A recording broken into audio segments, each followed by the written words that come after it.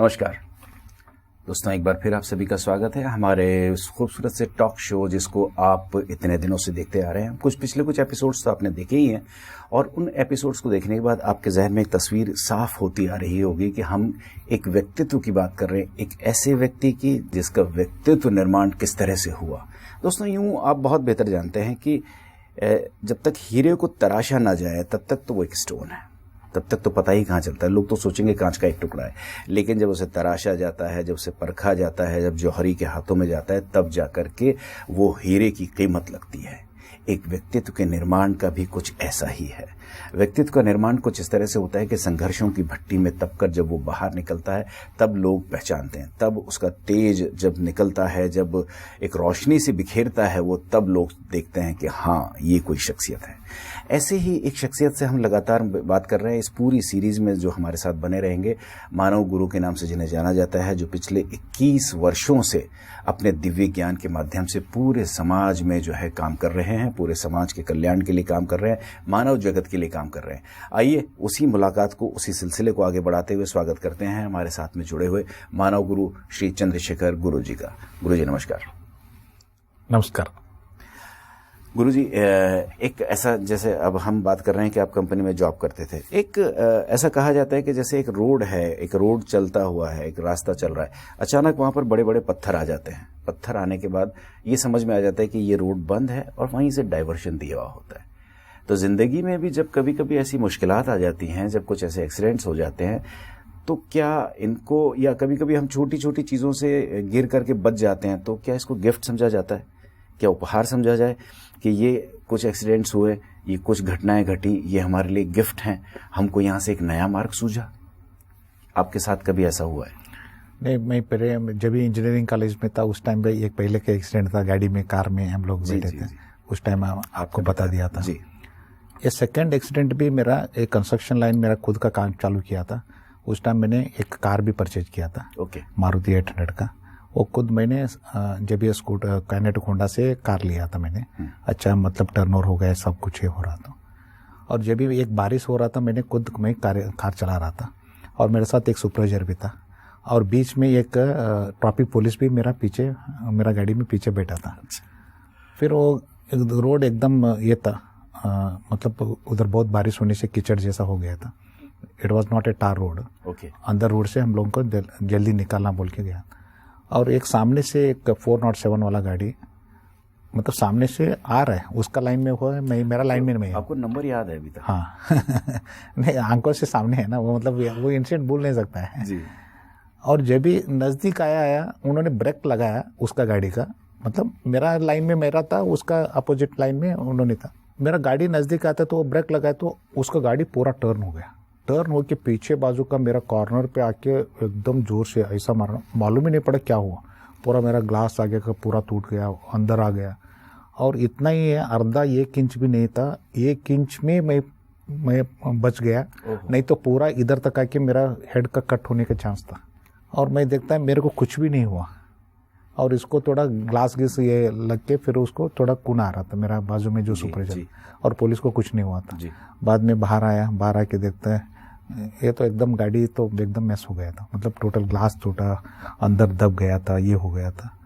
फिर बोला, लेकिन बाकी लोग मेरे को पूछा मेरे को कुछ नहीं हुआ। मतलब this was the second time था। इससे पहले एक इंजीनियरिंग कॉलेज में था, जेबी कंस्ट्रक्शन लेना था, मालूम नहीं, मतलब फिर भी वैसा सिचुएशन देखे जाएगा तो कुछ तो होना जरूरी है, मतलब होना था, ऐसा एक्सीडेंट था एक्चुअली।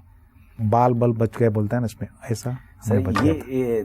इस एक्सीडेंट की खबर घर तक तो पहुंची होगी? नहीं, मैं इमीडिएट नहीं बोला, फिर वो लोग बहुत ये करेंगे बोल के। फिर थोड़ा टाइम के बाद है ना, फिर मेरा दोस्त लोग आया, फिर गाड़ी को उधर बाजू में रखा, फिर पुलिस स्टेशन कंप्लेंट हुआ। फिर बाद में मैं इवनिंग में ऐसा थोड़ा ये हो गया था, नहीं आप, मतलब एकदम वो टेंशन में आना चालू हो गया था। मैं बोला कुछ भी नहीं हुआ मेरे को, खाली गाड़ी को हुआ, गाड़ी को उसको जो भी है इंश्योरेंस करके आप नहीं करेंगे बोल के। सर, नौकरी, फिर उसके बाद ये परेशानी है, फिर ये एक्सीडेंट्स, कभी आपको ऐसा विचलित नहीं हुए? कभी आप अपने मार्ग से हटे नहीं? कभी आपको ऐसा नहीं लगा कि अब मुझे घर लौट जाना चाहिए? कभी नहीं लगा, क्योंकि एक मकसद से इधर आया है जी। लेकिन और एक बार बीच में एक इंसिडेंट हुआ क्या इंसिडेंट हुआ, मैं गवर्नमेंट जॉब का ही ट्राई करता था पहले, बाद में इधर आया। और जब भी हमारा रिलेटिव ने एक पॉलिटिशियंस को बोल के रखा था, मेरे को एक मेरा मामा ने उसको एक उसका फ्रेंड को बोल दिया था, ही वॉज इन पॉलिटिक्स, पर मैं उन्होंने मेरे लिए वो इंतज़ाम किया था एक गवर्नमेंट का जॉब का। फिर मेरा फ़ोन आया, ऐसा ऐसा आपको जॉब दिला रहा है, आ जाइए बोल के। लेकिन मेरे को इतना ये हो गया था उस टाइम का, मेरे को वो जॉब नहीं करना है, खुद का भी चालू कर चुका था। मैंने मामा को बोला नहीं, मेरे को कर्नाटक आना नहीं है, मेरा लाइफ इधर ही ये करना है, कुछ तो बनना है मेरे को, अभी मेरे को गवर्नमेंट जॉब नहीं चाहिए। सर फिर ये जो एक बड़ा काम, जो 1 करोड़ का काम जो आपको समीर कंस्ट्रक्शन से मिला था, अब जब छोटे काम के लिए आपको शुरू में परेशानी आई, तो इतने बड़े काम को हैंडल करने में, उसको लेने में, उसको शुरू करने में वो क्या परेशानी? नहीं, मैं थोड़ा अलग सोचता था, क्यों मालूम, ये 1 करोड़ का ऊपर का काम था ये जी। लेकिन एक ओवरहेड वाटर टैंक था, 25 लाख लीटर कैपेसिटी का ओवरहेड वाटर टैंक बना था 100 फीट हाइट का जी। लेकिन मेरे को उतना एक्सपीरियंस नहीं था उस time as a civil engineer. फिर मैं नटराजन से आपको पूछा, ने उन्होंने बोला ये काम लेके करना अच्छा है लेकिन रिस्क का काम है जी, लेकिन एक बार तुमने सक्सेस हुआ तो फिर तुम मास्टर हो जाएगा इसका। सर आप उस टाइम भी नटराजन सर के संपर्क में थे और उनसे ही आप मार्गदर्शन लेते थे? एवरी टाइम मेरा कुछ भी ये रहता था उसके सामने बात करता था, लेकिन he was lot of experience in his life ना, टोटली ऐसा लाइफ था, because he is also civil engineer था। एंड उसका एक एक्सपीरियंस है ना मेरे लिए बहुत कुछ, हर चीज़ में मैं ऐसा करना चाहता हूँ क्या करना है। इवन वाटर टैंक के बारे में उन्होंने बोला देरी से कर लो, तुमको एक आगे कॉन्फिडेंस अलग मिलेगा, बाद में वाटर टैंक में आप मास्टर हो जाएगा। फिर मैं सोचा मेरे को आइडिया नहीं है तो इतना रिस्क का लेने कैसा है, क्यों वाटर टैंक का बहुत कम करता है लोग। और उसी वक्त मैं ऐसा आदमी को ढूंढ लिया, उन्होंने 3-4 वाटर टैंक किया था, उसको जाके उसका फ़ोन नंबर लेके उसके साथ बात करके चलो हम दोनों मिलके करेंगे। फिर मेरे को काम मिला है, फिर आप मेरे साथ आ, इवन पहचान नहीं था, ये नहीं था, उसके साथ मेरा पार्टनरशिप का। तो सर इसमें स्कैफोल्डिंग इतना लगता था, इतनी सारे बाकी चीज़ें लगती थी, तो उनके साथ आपने काम शुरू किया? हाँ, उसको बहुत अच्छा एक्सपीरियंस था। फिर उन्होंने मतलब मेरे को सीखने के लिए भी मिलता था, इसलिए हम दोनों टाई अप करके इवन एक पई का भी किधर भी हमारा बीच में डिस्प्यूट नहीं आया, ये नहीं आया। 1.25 करोड़ का काम था, 1.25 करोड़ का काम कंप्लीट इन टाइम में किया। इवन उधर भी एक चीफ इंजीनियर साहब था सिडको का, उन्होंने बोला कोई टैंक नहीं बनाया ऐसा चंद्रशेखर ने अच्छा टैंक बनाया। क्या बात। हाँ, मतलब ये भी मेरे को अवार्ड जैसा, मतलब अप्रिसिएशन जैसा मिला था उसमें से। और ये ऐसा सिलसिला चलते गया और एक दिन मेरे को ऐसा लगना चालू हो गया इंट्यूशन से, वापस इंट्यूशन, खाली पैसा कमाने का नहीं है, कुछ तो लोगों का और भलाई के काम में उतरना जरूरी है। फिर उसी वक्त मैंने एक 3-4 लोग, बैचलर्स था हम लोग, अभी शादी भी नहीं हुआ था, 3-4 लोग मिलके शरण संकुल चैरिटेबल ट्रस्ट बोल के नई मुंबई में ओपन किया, लोगों का भलाई का काम करने के लिए वो ट्रस्ट रहना बोल के। आज भी मैं उसका ट्रस्टी है। सर ये ठीक है, आपके जहन में वो बात आई, आपके दिमाग में बात आई, दिल में बात आई कि आपको लोगों की भलाई के लिए करना है, लेकिन जो लोग, बाकी लोग जो आपके साथ जुड़े थे, वो आपके विचारों से सहमत कैसे हुए? नहीं, एक मतलब मेरा 3-4 सर्कल था, 3-4 लोगों के साथ इधर मारा, जब भी मैं फ्री होता था उसके साथ हम लोग थोड़ा टाइम निभा देता था। लेकिन उसी वक्त क्या हो गया, ज़्यादा टाइम निकाल, मतलब उसके साथ ही होता था, हम लोग ऐसे बैठ के बात कर रहा था, यार कुछ तो करना चाहिए, हम लोग खाली पैसा, अब तुम भी कमा रहे मैं भी कमा रहे, लेकिन कुछ करना बोल के ये मन में आना चलो, तो वो लोग भी सपोर्ट किया, नहीं चलो कैसा करना है, क्या करना है। फिर 8-10 बार मीटिंग हुआ, डिस्कस हुआ, ये हुआ, बाद में ये नाम रखे अपन आगे बढ़ने बोल के। फिर 95 में हमने 93-94 में ये चैरिटेबल ट्रस्ट को खोला हम लोग ने। सर उस वक्त चैरिटेबल ट्रस्ट के अंडर में आप क्या क्या काम करते थे फिर? नहीं, अभी क्या था, उसका लोगों का जो भी मतलब नौकरी के लिए कुछ ये रहता है, फिर हमारा सर्कल बहुत बड़ा था, इसमें से वो नौकरी के लिए हेल्प करना है, फिर उसको जो भी मदद करके फिर नौकरी में आने के बाद फिर उन्होंने जो भी किधर जाना तो फिर दूसरों को चांस देना है, ऐसा एक ये करना था। और पुअर लोगों को जाके ये बांटना है, उसको एक हेल्प करना है, ये इकट्ठा करके जो भी पैसा जमा कर रहा था उस टाइम एक सोशल एक्टिविटीज करना चालू हुआ। और हर साल में 1-2-3 हम लोग फंक्शन करता था, एक बसु जयंती का फंक्शन करता था, श्रावण का फंक्शन करता था, ऐसा 3-4 फंक्शन वो लोग हम करते। सर सबसे इम्पोर्टेंट बात कि कंपनी में काम करना या फिर बाहर सप्लाई करना या फिर उसके बाद बड़े करोड़ के काम कर लेना, फिर उसके बाद लोगों की भलाई के लिए काम कर लेना, फिर ट्रस्ट का निर्माण कर लेना, इन सब के बीच में एक चीज़ निकल कर आती है, टाइम मैनेजमेंट।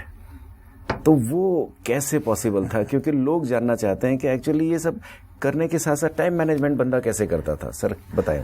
देखिए, ये क्या कैसा देखेंगे तो टाइम ही नहीं मिलता है हर चीज़ को, हर इंसान को। ये बड़ा सिटी में रहता तो टाइम ही नहीं मिलता है। दे आर मतलब एवरीवन यही स्टॉक यही बता देता है।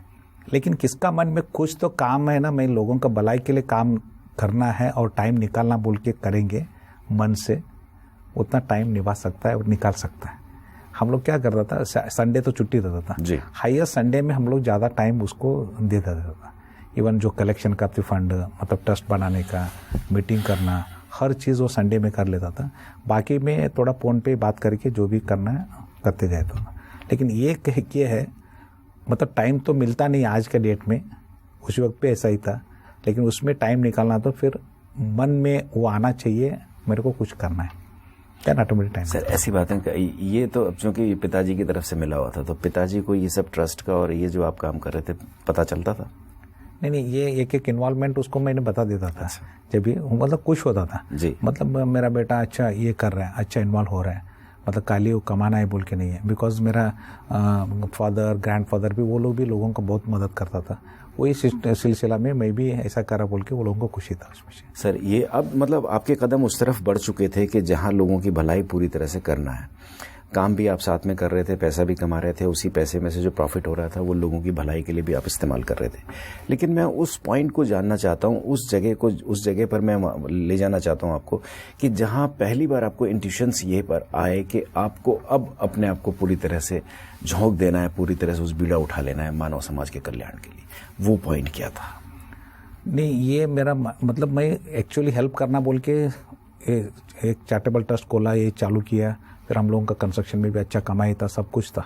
लेकिन मैं कभी ये नहीं किया था मैंने एक अलग रूप ले लेंगे, जो मेरा कंस्ट्रक्शन लाइन के साथ एक टोटली अलग रूप लेंगे बोल के मेरा माइंड में नहीं था, सोचा नहीं था। ओके।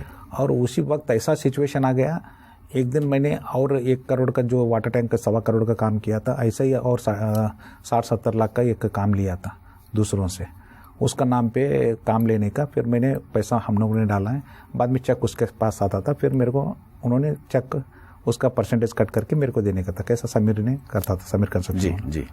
लेकिन इन्होंने मेरे को डुबा दिया। जब भी चेक आया, मैंने चेक लेके गया तो फिर हाँ ठीक है मैं कल परसों दे देता बोल के पूरा वापर लिया। मैं इतना लोगों से मैं पैसा लेके आया, फिर डाला उसमें, और इतना कितना अच्छा चल रहा था।